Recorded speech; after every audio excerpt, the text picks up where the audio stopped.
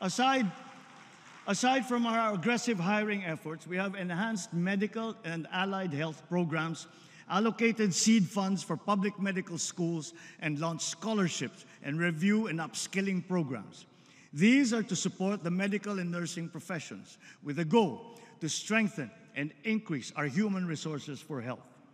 As part of our recalibrated health approach towards prevention and healthy habits, we are prioritizing vaccinations, nutrition, mental well-being, and active and healthy lifestyles.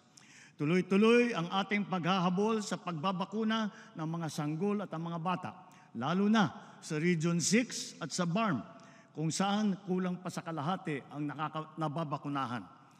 At tuloy na tuloy din ang Philippine Plan of Action for Nutrition na ating binibigyan tuon ngayong Hulyo, buwan ng nutrition. Ang convergent programs to stamp out hunger and malnutrition were not only successfully launched, but have yielded inspiring results thus far. One survey confirmed that our expanding school-based feeding program has had a significant impact on the physical and mental well-being of more than half of the learner beneficiaries. Therefore, we will continue to further enhance these feeding programs in our schools and daycare centers.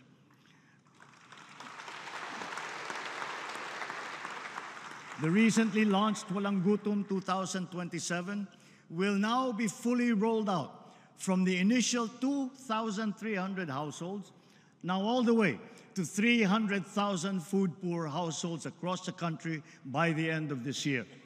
But the program will go on until we feed the 1 million most food-poor families by 2027.